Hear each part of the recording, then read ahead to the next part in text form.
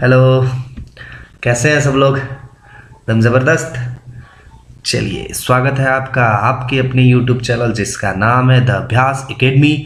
तो हम लोग कोऑर्डिनेशन केमिस्ट्री पढ़ रहे हैं। वर्नर थ्योरी के बारे में पढ़े, वैलेंस बॉन्ड थ्योरी के बारे में पढ़े। अब एक नए थ्योरी जो कि बहुत इंपॉर्टेंट है, बहुत ज़्यादा इंपॉर्टेंट है, उसके बारे में आज देखेंगे, जिसका नाम है द क्रिस्टल फील्ड थ्योरी। भैया क्रिस्टल फील्ड थ्योरी, तो चलिए देखते हैं भैया ये कहना क्या चाहता है। तो भैया देखिए यहाँ लिखा हुआ है कि क्रिस्टल फील्ड थ्योरी कौन दिया है? H Bethe and वीब्लेक।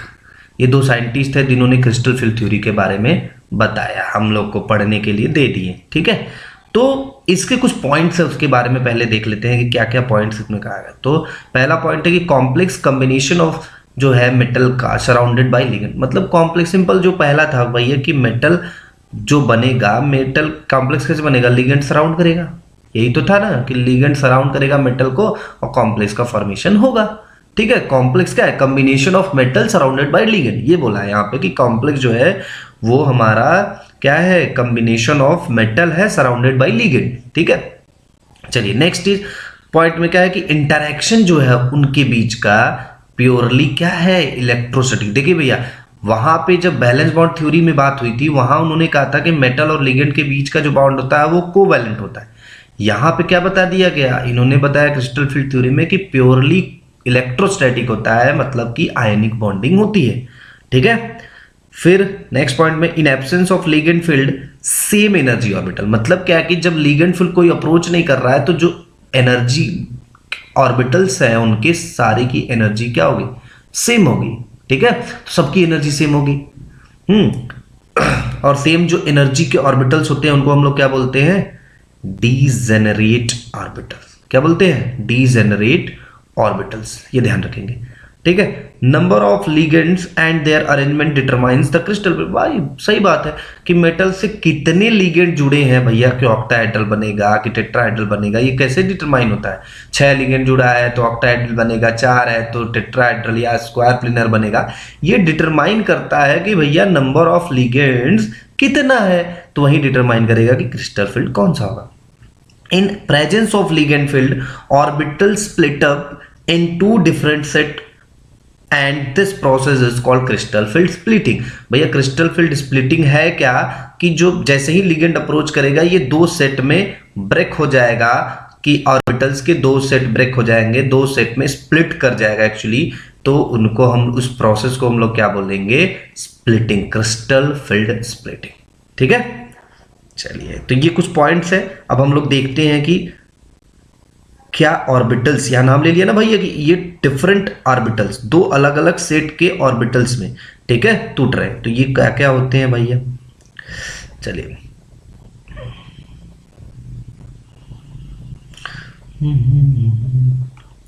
देखिए क्या कह रहा है यहां पे। देखिए पहला जो सेट ऑफ ऑर्बिटल्स है वो कह रहा है एक्सियल ऑर्बिटल। तो एक्सियल ऑर्बिटल देखिए नाम से समझ में आ जाना चाहिए फटाक से कि ऐसे ऑर्बिटल जो एक्सिस पे प्रेजेंट हो। अगर यहां हम ध्यान से देखें, यहां देखिए क्या है? एक्सिस पे प्रेजेंट है, एक्स एक्सिस और वाई एक्सिस पे प्रेजेंट हुआ तो इसका नाम क्या रखा गया? dx2 - y2।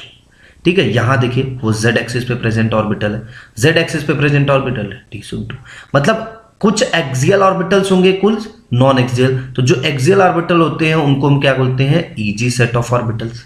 क्या बोलते हैं? Easy set of orbitals. ठीक है, एक्सियल ऑर्बिटल्स। एक्सियल ऑर्बिटल्स कौन से ऑर्बिटल्स होंगे?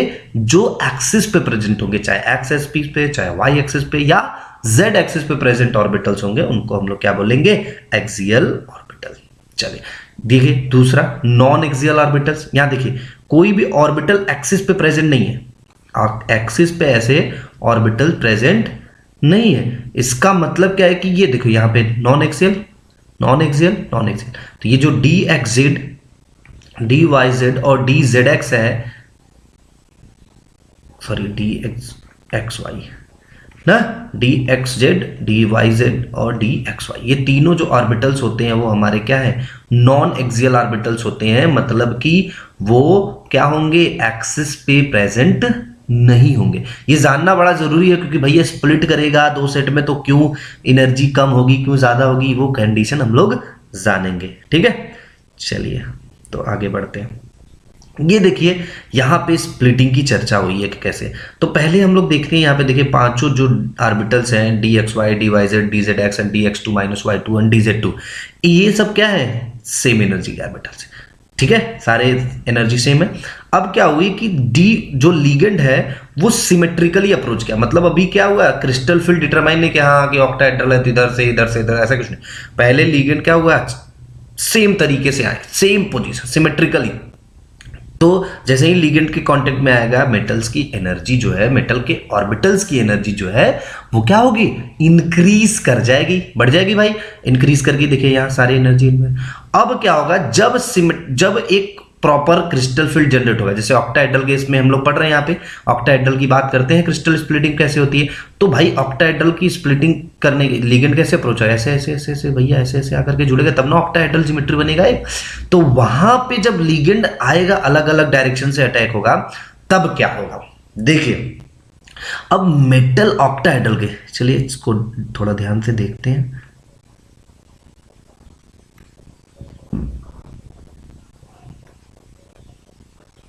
देखिए ऑक्टाहेड्रल के केस में क्या होता है कि जो लिगेंड होता है इस तरीके से अटैच होता है ना, देखिए आप ज्योमेट्री अगर ध्यान दें तो लिगेंड इस तरीके से मेटल से अटैच होता है। ठीक है, इसमें जो लिगेंड्स होते हैं, अब ध्यान दीजिएगा कि जितने भी लिगेंड्स हैं वो देखिए एक्स एक्सिस, वाई एक्सिस और जेड एक्सिस, मतलब कि सारे कहां हैं, एक्सिस पे प्रेजेंट है। एक्सियल ऑर्बिटल्स में इलेक्ट्रॉन क्या है कि जितने एक्सियल ऑर्बिटल्स हैं वहां पे लिगेंड डायरेक्ट कांटेक्ट में आ रहा है। भाई ध्यान दीजिएगा लिगेंड कहां डायरेक्ट कांटेक्ट में आ रहा है, डायरेक्ट एक्सिस पे प्रेजेंट ऑर्बिटल्स के। अब देखिए जैसे लिगेंड डायरेक्ट एक्सिस पे के प्रेजेंट ऑब्जेक्ट एक्सियल ऑर्बिटल से डायरेक्ट कांटेक्ट में आएगा तो इनके बीच में रिपल्सन क्या होगा, बढ़ेगा। रिपल्सन बढ़ेगी तो क्या बढ़ेगा, एनर्जी इंक्रीज कर जाएगी, करेगी ना भैया, एनर्जी क्या हो जाएगी, इंक्रीज कर जाएगी।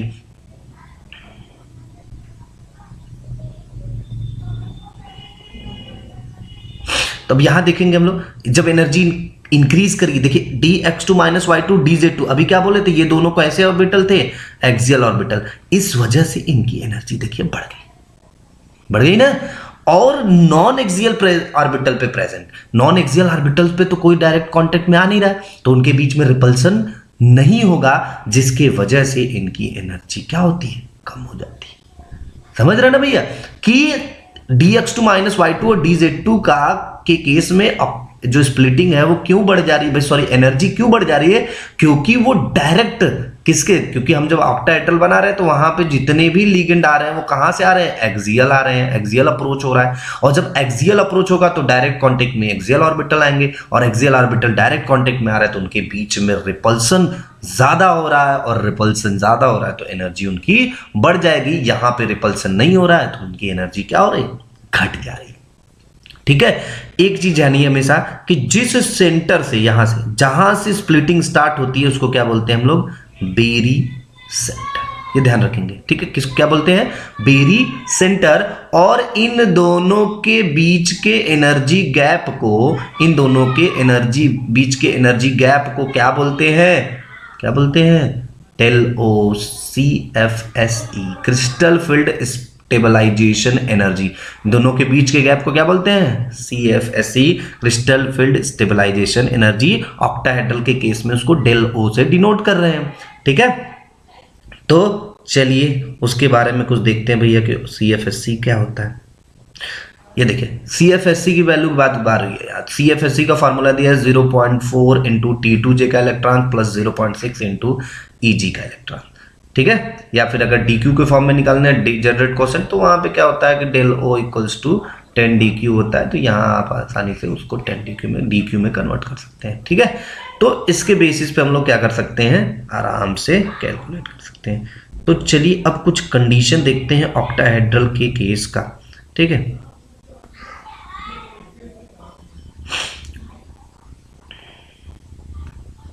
देखिए कुछ कंडीशन देखते हैं ऑक्टाहेड्रल के केस का, जैसे COH2O6 3+। अब CO3+ है, H2O लिगेंड कैसा है? वीक फील्ड लिगेंड है, जानते हैं ना, हम बताया था CFT में, क्या बताया था? Weak field, strong field, weak field ligand, strong field ligand होता है ना, ठीक है।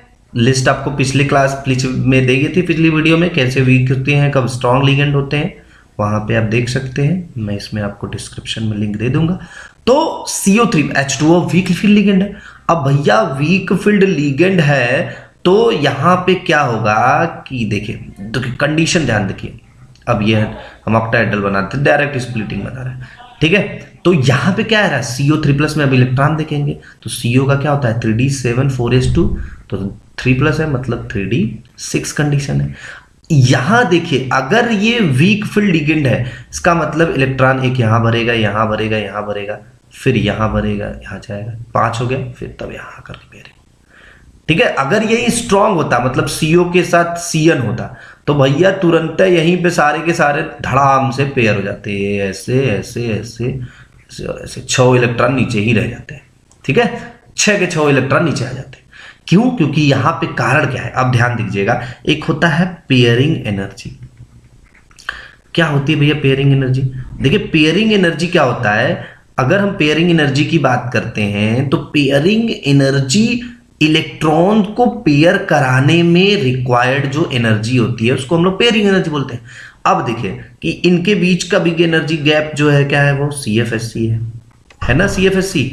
तो जब CFSC की बात करेंगे, CFSC जब पेयरिंग एनर्जी से ज्यादा होगा, मतलब यहां से यहां जाने में हमको ज्यादा एनर्जी लगाना पड़ेगा, अगर हम यहां से यहां पेयर कर रहे हैं तो कम एनर्जी लगाए, तो वो क्या क्या प्रेफर करेगा भाई? पेयर करना प्रेफर कर देगा, तो करेगा ना भाई। CFSC अगर ज्यादा रहेगा तो हम इतना यहां से ज्यादा अगर यहां कूदेंगे, क्यों मेहनत करेंगे? इससे अच्छा हम कम एनर्जी लगाकर, भैया सब क्या करना चाहता है? कम एनर्जी लगाना चाहता है ना। तो जब कम एनर्जी बेचारे को लगाना होगा तो CFSC के पास क्यों कूदेगा? CFSC वाले एनर्जी को क्यों वेजिम करें? क्यों जाए हम जाए भैया उसके पास? इससे बढ़िया हम पेयरिंग एनर्जी लेकर के पेयर जाते हैं। तो स्ट्रॉन्ग फील्ड के केस में यही होता है कि CFSC वहां ज्यादा हो जाता है पेयरिंग एनर्जी से, दैट इज वाई ये जो इलेक्ट्रॉन्स है वो पेयर कर जाते हैं। जबकि वीक फील्ड केस में पेयरिंग एनर्जी ज्यादा होता है CFSC से, ठीक है, डेल O से ज्यादा होता है, तो भाई पेयरिंग एनर्जी ज्यादा है तो CFSC इससे अच्छा हम यहां डक करके चले जाए, समझ रहे ना। तो ये यहां डक करके चला जाता है। तो इस तरीके से आप देख सकते हैं। कुछ और एग्जांपल अगर देखना हो तो देखें, चलिए, जैसे FeCN6 3-, ठीक है, FeCN6 3-, तो यहां पे क्या होगा? 3d5 कंडीशन आएगा, Fe3+ है ना, Fe2+ होता तो 3d6 कंडीशन, Fe3+ है तो Fe3d5 कंडीशन। अगर हम इसकी स्प्लिटिंग की बात करें, 2 ऑर्बिटल ऊपर, ऑक्टाहेड्रल है भैया, ध्यान देंगे, ऑक्टाहेड्रल 2 ऑर्बिटल ऊपर देंगे, T2G और EG, ठीक है, T2G और EG। तो यहां से क्या करेंगे? 1 इलेक्ट्रॉन, 2 इलेक्ट्रॉन, 3 इलेक्ट्रॉन। अब देखेंगे 30 कंडीशन, CN क्या है? स्ट्रॉन्ग फील्ड लिगेंड, इसका मतलब ये इलेक्ट्रॉन्स को यहीं पे पेयर करा देगा, ध्यान रखिएगा। तो इलेक्ट्रॉन यहां क्या हो रहे हैं? पेयर कर गए भैया, तो हमारा ये स्ट्रॉन्ग फील्ड लिगेंड है। अब इसी के लिए CFSC की वैल्यू अगर निकालनी होती तो CFSC की वैल्यू में क्या बोले थे? -0.4 इंटू T2G का electron plus 0.6 into EG electron. तो अगर हम इसके लिए कैलकुलेट करें, -0.4 इंटू 5 प्लस 0.6 इंटू 0, तो क्या आएगा? -2.0 डेल O, किसके लिए? FeCN6 3- के लिए 2.0 -2.0 डेल O। या अगर 10 DQ में निकालना होगा तो ये इसको 10 से इंटू कर देंगे तो क्या हो जाएगा? -20 DQ हो जाएगा ना। तो इस तरीके से CFSC की वैल्यू भी कैलकुलेट हो जाएगा। कितना आसान है, बड़ा आसान है भैया। और यहीं मैग्नेटिक मूवमेंट वगैरह पूछेगा तो यहाँ पे अनपेयर्ड इलेक्ट्रॉन है, इससे मैग्नेटिक मूवमेंट भी निकाल सकते हैं। वही FeCN6 अगर 4- होता तो 3d6 कंडीशन होता। देखिए 3d6 कंडीशन होगा तो सारे यहीं पे पेयर कर जाएंगे, तब यहाँ पे अनपेयर्ड इलेक्ट्रॉन एक को नहीं बचेगा, तब वो मैग्नेटिक मूवमेंट उसका 0 होगा और वो डाया मैग्नेटिक होगा, ध्यान रखेंगे, ठीक है। तो पेयरिंग वगैरह हो रहा है नहीं हो रहा, सब कुछ फाइनलाइज करने के बाद डिसाइड करिएगा कि भैया ये पैरामैग्नेटिक है कि डायामैग्नेटिक है। ठीक है, चलिए आगे बढ़ते हैं। देखिए टेट्राहेड्रल के केस की क्या बात है भैया, टेट्राहेड्रल के केस में भी कोई बहुत ज्यादा समस्या की बात नहीं आनी चाहिए। टेट्राहेड्रल और स्क्वायर पे पहले हम लोग थोड़ा इसको ध्यान से देख लीजिए। देखिए इसको टेट्राहेड्रल थोड़ा सा पढ़ लीजिए बढ़िया से। टेट्राहेड्रल के केस में क्या होता है, जितना भी अप्रोच होता है लिगेंड का वो नॉन एक्सियल, आप देखेंगे जो अप्रोच होगा वो नॉन एक्सियल अप्रोच होता है। देखिए टेट्राहेड्रल अगर बनानी है वहां पे एक्सिस पे कोई प्रेजेंट ऑर्बिटल नहीं होता है जिसके वो डायरेक्ट कांटेक्ट में लिगेंड है। यहाँ लिगेंड जो अप्रोच हो रहा है, अप्रोचिंग लिगेंड का हो रहा है, कैसा होता है, नॉन एक्सियल। अब जब नॉन एक्सियल अप्रोच हो रहा है इसका मतलब जो नॉन एक्सियल पे प्रेजेंट ऑर्बिटल है कौन कौन सा, D X Y, D Y Z and D Z X, ये तीनों नॉन एक्सियल पे अभी चर्चा हो गया था कि तीनों नॉन एक्सियल पे। अब ये डायरेक्ट इसके कांटेक्ट में आएंगे, इसके बीच में क्या बढ़ेगा, रिपल्सन, रिपल्सन बढ़ेगा तो क्या बढ़ेगा, एनर्जी बढ़ जाएगी। इसका मतलब क्या है कि टेट्राहेड्रल के केस में ये तीनों जो थे T2G वाले ऑर्बिटल, इनकी एनर्जी ज्यादा होगी, Eg की कम होगी। समझ रहे हैं? तो देखिए यहां पे लिखा है ना dxy, dyz एंड dzx, तीन की एनर्जी ऊपर और दो की एनर्जी कम। इसका मतलब T2G वाला जो केस है वो प्लस में चला गया, Eg वाला माइनस में चला गया। तो बहुत कुछ अंतर नहीं हुआ। देखिए यहाँ पे सिंपल वही चीज था कि पहले लिगेंड था सिंपल मेटल आयन के फ्री ऑर्बिटल, लिगेंड नहीं है यहाँ पे, तो एनर्जी फिर जैसे ही लिगेंड अप्रोच किया सेम सिमेट्रिकली तो यह हो गया। फिर जैसे ही टेट्राहेड्रल स्प्लिटिंग हुई इस तरीके से स्प्लिट कर गया, तीनों जो नॉन एक्सियल ऑर्बिटल थे वो ऊपर चले गए और जो एक्सियल ऑर्बिटल है वो नीचे आ गए। ठीक है, यहां पे देखिए वो जो प्लस, देखिए उल्टा यही हुआ है प्लस वाला, यहाँ देखिए 0.4 वाला प्लस हो गया, माइनस 0.6 वाला हो गया। तो अगर इसके लिए निकालना है आपको सिंपल एकदम बढ़िया से देख लें यहीं फटाक से, FeCl4 2 माइनस, इसके लिए CFSC निकालना है तो Fe का क्या है 3d6 होगा क्योंकि Fe2 प्लस में आया, 3d6 है, 3 ऊपर 2 नीचे। और चूंकि ये Cl है, स्ट्रॉन्ग की बात हो नहीं रही है भाई, टेट्राहेड्रल तो वैसे भी वीक होता है, टेट्राहेड्रल जैसे ही स्ट्रॉन्ग होगा क्या हो जाएगा, ई स्क्वायर प्लेनर। ठीक है, तो यहाँ पे हम आराम से देखते हैं जो इलेक्ट्रॉन है वो कैसे बदलेगा, 1 भैया 2 भैया 3 भैया 4 भैया 5 और भैया 6। तो देखिए यहाँ कितने Eg में कितने इलेक्ट्रॉन है 3 और T2G में भी 3, तो यहाँ पे 0.4 इंटू 3 माइनस 0.6 इंटू 3, तो यहाँ पे हो जाएगा क्या -1.2 प्लस 1. यहाँ पे सॉरी प्लस में 1.2 है और माइनस में क्या है, माइनस में 1.8 है, तो क्या हो जाएगा 0.6 माइनस 0.6 डेल टी के फॉर्म में हमारा क्या आ जाएगा CFSC की वैल्यू। तो इस तरीके से फॉर्मूले से आप आसानी से, कोई इसमें परेशानी वाली बात नहीं आएगी। और मैग्नेटिक मोमेंट निकालना होगा तो देख लेंगे भैया, यहाँ पे 3 है, यहाँ पे 1 तो यहाँ पे 4 अनपेयर्ड इलेक्ट्रॉन है, एक तो पेयर हो गया, तो वहां से n की वैल्यू 4 रख के मैग्नेटिक मोमेंट निकाल लेंगे, पैरामैग्नेटिक होगा। ठीक है, तो समझ रहे ना ये सब कैसे हो रहा है, बहुत आसान है, बहुत आसान है। तो यहां से आसानी से हम लोग क्या कर सकते हैं, CFSC की वैल्यू कैलकुलेट कर सकते हैं। और देख लें एग्जाम्पल, चलिए और देख लेते हैं। जैसे मान लीजिए FeH2O का, चलिए अच्छा दूसरा ले लेते हैं,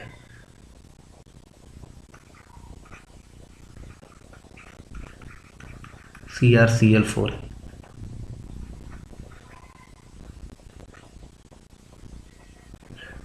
तो Cr3 प्लस में होगा, यहाँ A1 माइनस है, तो Cr3 प्लस में होगा, तो क्रोमियम का कितना होता है 3d5 4s1 होता है ना भाई, बताते जाना, 3d5 4s1 होता है क्रोमियम का। तो यहाँ से एक इलेक्ट्रॉन यहाँ से गया, 2 यहाँ से गया, तो क्या बचा 3d3। तो इलेक्ट्रॉन का अब टेट्राहेड्रल बनाना है, यहाँ देखिए 1 2, तो एक यहाँ भर गया, थोड़ा राइटिंग मेरी गड़बड़ है संभाल लीजिएगा, दूसरा यहाँ, तीसरा यहाँ, तो एक यहाँ इलेक्ट्रॉन है, 2 यहाँ इलेक्ट्रॉन है, निकाल लेंगे उसके लिए CFSC की वैल्यू निकल जाएगा भैया ना। फटाफट निकालिए, आंसर लिखिए फटाफट, मैग्नेटिक मूवमेंट भी निकल जाएगा, आराम से निकलेगा। देखिए स्प्लिटिंग सीख लिए तो वहां से आप आसानी से मैग्नेटिक मूवमेंट बता दे रहे हैं, फटाक से क्या बता दे रहे हैं कि CFSC की वैल्यू क्या हो रही है। ठीक है, एकदम कोई परेशानी वाली बात नहीं है। चलिए आगे बढ़ते हैं। देखिए ये स्क्वायर प्लेनर कॉम्प्लेक्स की स्प्लिटिंग है, स्क्वायर प्लेनर सिंपल एकदम स्क्वायर प्लेनर कॉम्प्लेक्स की स्प्लिटिंग देखते हैं। यहाँ तक ऑक्टाहेड्रल तक हम लोग पढ़े, ठीक है। अब थोड़ा समझ लीजिए, बढ़िया से समझिए एकदम ध्यान से। ऑक्टाहेड्रल की जो ज्योमेट्री थी इस तरीके से थी, मेटल था बीच में, यहाँ था यहाँ था यहाँ था, यही है ना, यहाँ मेटल है, बाकी सारे क्या है, लिगेंड है, लिगेंड लिगेंड लिगेंड, यहाँ पे भैया कहाँ जा रहा हूँ, लिगेंड। तो अगर हम स्क्वायर प्लेनर की ज्योमेट्री की बात करें, थोड़ा ध्यान दीजिए, स्क्वायर प्लेनर की ज्योमेट्री की बात करें, ये कौन सा एक्सिस है, जेड एक्सिस होता है, हम लोग बात किए, एक्स एक्सिस वाई एक्सिस। तो जो लिगेंड देखिए, अगर दोनों में अंतर देखेंगे तो लिगेंड कहाँ से गायब हो रहा है, जेड एक्सिस से गायब हो गया ना, यहाँ लिगेंड जेड एक्सिस से कहाँ है, कुछ नहीं है, गायब गायब हो गया भैया, गायब। अब गायब हो गया, इसका मतलब जो जेड एक्सिस पे प्रेजेंट ऑर्बिटल होंगे उनकी एनर्जी क्या हो जाएगी, कम होंगी, क्योंकि वहां रिपल्सन नहीं हो रहा है तो एनर्जी कम, और एक्स और वाई की वाली पे ज्यादा हो जाएगी, ठीक है। तो जब निकालते हैं तो करते क्या है कि पहले थोड़ा सा इनकी बॉन्ड लेंथ बढ़ाएंगे, जब बॉन्ड लेंथ बढ़ेगी तो थोड़ी सी एनर्जी कम होगी, फिर पूरी तरीके से जब निकाल देंगे तो काफ़ी कम हो जाएगी। तो वहाँ से ये स्प्लिटिंग देखिए समझ में आएगा आपको, स्प्लिटिंग बढ़िया ध्यान दीजिएगा। ये देखिए यहाँ पे क्या हो रहा है, स्प्लिटिंग हुई, ऑक्टाहेड्रल यहाँ तक है, यहाँ तक कोई दिक्कत ही नहीं है, अभी पीछे देखें तो जैसे ही थोड़ी सी बढ़ाएं तो x2 माइनस y2 की एनर्जी बढ़ गई, बढ़ेगी ना भाई, क्योंकि यहाँ इसमें z है नहीं, लेकिन इसमें z वाले की जो एनर्जी थी वो थोड़ी सी घट गई। इधर इधर देखिए एक्स वाई जिसमें z नहीं है, इसमें इसकी एनर्जी थोड़ी सी बढ़ गई, और इनकी एनर्जी जिसमें z है उनकी घट गई। ये टेट्रागोनल होता है, इसको डिस्टॉर्टेड ऑक्टाहेड्रल या टेट्रागोनल केस बोलते हैं। फिर क्या हुआ, पूरी तरीके से जब z एक्सिस से ऑर्बिटल क्या हुआ, पूरी तरीके से वहां से लिगेंड गायब हो गया। इसका मतलब z एक्सिस पे प्रेजेंट जो ऑर्बिटल्स होंगे उनकी एनर्जी काफ़ी घट जाएगी। तो यहाँ dz2 की देख रहे हैं हम, काफ़ी डाउन हो गई, और इतनी डाउन हो गई कि वो dxy जिसमें z का कोई भी रोल नहीं है उसकी एनर्जी बढ़ गई, तो उससे dz2 से ज़्यादा हो गई, और इधर zx और yz की तो कम हो ही गई, ठीक है। तो अगर हम स्क्वायर प्लेनर की स्प्लिटिंग की बात करें तो इस तरीके से स्प्लिटिंग होती है, दो ऑर्बिटल नीचे रहता है, ठीक है, जिसमें dzx और dyz होता है, फिर उसकी जस्ट ऊपर dz2 होता है, फिर dxy होता है, और dx2 माइनस y2 सबसे ऊपर होता है, ठीक है। तो यहां अगर हम बात करें देखें स्प्लिटिंग की, तो इस तरीके से स्क्वायर प्लेनर में स्प्लिटिंग होता है, ठीक है। चलिए कुछ क्वेश्चंस देख लेते हैं। यहाँ देखिए क्या है, the correct electronic configuration of the central metal atom in K4FeCN6 based on crystal field. Collect पूछा है कि कैसा इलेक्ट्रॉनिक कॉन्फ़िगरेशन होगा, मतलब कितने Eg में इलेक्ट्रॉन होंगे, कितने T2G में इलेक्ट्रॉन होंगे, ठीक है। तो अगर हम यहाँ पे FeCN6 की बात करते हैं, FeCN6 Cn हम क्या जानते हैं, कैसा लिगेंड है, स्ट्रॉन्ग फील्ड लिगेंड है। तो अगर हम अभी स्प्लिटिंग सीधे सीधे ऑक्टाहेड्रल की बात हो रही है, ऑक्टाहेड्रल 6 लिगेंड है तो ऑक्टाहेड्रल होगा ना, तो 2 कहाँ रहेगा ऊपर और 2 3 नीचे। इलेक्ट्रॉन की फीलिंग हम बताए थे, Fe यहाँ क्या होगा 2+ स्टेट में है, तो चूंकि स्ट्रॉन्ग फील्ड लिगेंड है तो सारे के सारे क्या हो जाएंगे, पेयर्ड कर जाएंगे, होंगे ना पेयर्ड, 6 के 6। क्यों पेयर होता है बताइए जल्दी से, CFSC की वैल्यू यहाँ ज़्यादा होती है पेयरिंग एनर्जी से, दैट इज़ वाई ये पेयरिंग एनर्जी को प्रेफर करता है, और फटाक से क्या हो जाता है, पेयर हो जाता है, समझ रहे ना। चलिए बहुत अच्छा। तो यहाँ पे देखिए ये वाला ऑप्शन सही है ना, T2G में 6 इलेक्ट्रॉन। देखिए यहाँ क्या पूछा है, हाइब्रिडाइजेशन पूछा है, Fe(F6) में हाइब्रिडाइजेशन पूछा है कि क्या होगा Fe(F6) का हाइब्रिडाइजेशन। तो हाइब्रिडाइजेशन तो आप आसानी से बता ही सकते हैं कि चूंकि यहाँ पे वीक फील्ड लिगेंड है, और ऑक्टाहेड्रल का हाइब्रिडाइजेशन जब हम लोग VVT में ही पढ़े थे ना, क्या था भैया बताओ, क्या पता, कि वहाँ sp3d2 होता है और स्ट्रॉन्ग होता है तो d2sp3 होता है, ठीक है। तो यहाँ पे F है लिगेंड, sp3d2 है द राइट आंसर, ठीक है ना। नेक्स्ट क्वेश्चन क्या पूछा है, which among the following is diamagnetic complex. Diamagnetic complex पूछा है, ठीक है। तो डायामैग्नेटिक कॉम्प्लेक्स क्या होगा, जैसे देखिए यहाँ पे NiCN4 है, CuCl4 है, CuF6 है, NiCl4 है, ठीक है। तो आप यहाँ से आसानी से बता सकते हैं, जैसे NiCN4 की बात करते हैं, इसका निकालें, Ni2+ आएगा, Ni2+ के लिए 3D क्या होता है, 8 कंडीशन होता है, और चूंकि ये स्ट्रॉन्ग फील्ड लिगेंड है तो क्या बनाएगा, स्क्वायर प्लेनर बनाएगा। और स्क्वायर प्लेनर का भी हम बताए हैं कैसा होता है स्प्लिटिंग, इस तरीके से कुछ होता है ना, ऐसे ही होता था ना, 1 2 इलेक्ट्रॉन यहाँ भरेगा, दूसरा यहाँ 3 4 5 6 हो गया, 7 और 8, मतलब 8 के 8 इलेक्ट्रॉन कहाँ हैं, देखिए 8 के 8 इलेक्ट्रॉन पेयर्ड है। इसका मतलब क्या है, NiCN4 ही क्या है, और आगे निकालने की जरूरत ही नहीं पड़ेगी, सब निकालेंगे तो वो कुछ ना कुछ कोई ना कोई अनपेयर्ड इलेक्ट्रॉन आपको दिखता रहेगा। ठीक है, तो इस तरीके से भी कर सकते हैं आप VBT के थ्रू, जैसे VBT में आपको बताए थे कैसे अनपेयर्ड इलेक्ट्रॉन मैग्नेटिक मोमेंट निकालते हैं, वहां से भी कर सकते हैं। ठीक, चलिए यहाँ क्वेश्चन पूछा है the correct statement among the following about COCN6 3- it has no unpaired electrons and will be in low spin configuration. तो COCN6 का पहले देख लेते हैं हम लोग फटाक से तुरंत बना करके, COCN6 3-, ठीक है, तो स्ट्रॉन्ग फील्ड लिगेंड है तो पहले सीधी बात है कि लो स्पिन कॉम्प्लेक्स तो बनेगा ही बनेगा। इलेक्ट्रॉन कितने आएंगे, CO3+ है, 3D क्या होगा, 3D 7 4s2 होता है तो 2 इलेक्ट्रॉन वहां से निकले, एक है तो 3D6 हो जाएगा। और 3D6 होगा, देखिए 1 2 और 3, सॉरी ऑक्टाहेड्रल है ना, 2 और यहाँ पे 3, तो इलेक्ट्रॉन्स की फिलिंग देखेंगे तो एक यहाँ भर जाएगा, यहाँ भर जाएगा और यहाँ भर जाएगा। ठीक है, तो यहाँ पे ये कंडीशंस देख लेंगे। अब ऑप्शन में क्या पूछा है ये देखते हैं। ठीक है, कह रहा है it has no unpaired electrons and will be in a low spin configuration, सही है। इट हैज 4 अनपेयर्ड इलेक्ट्रॉन नहीं दिख रहा है, इट हैज 4 अनपेयर्ड इलेक्ट्रॉन नहीं, it has no unpaired electron will be in the high spin. High spin कहाँ भी है, स्ट्रॉन्ग फील्ड लिगेंड है ना, तो लो स्पिन होगा, इसका मतलब ये first is the right answer.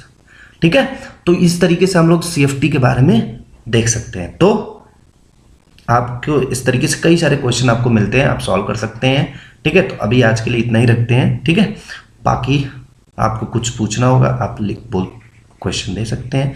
अभी के लिए थैंक यू सो मच। हाँ, आपको करना क्या है, खूब सारे क्वेश्चन सॉल्व करने हैं और इस वीडियो को लाइक कर देना है। अगर अच्छा लगा हो तो शेयर करिए और चैनल को अभी तक अगर सब्सक्राइब नहीं किए तो सब्सक्राइब कर लीजिए। ठीक है, थैंक यू सो मच।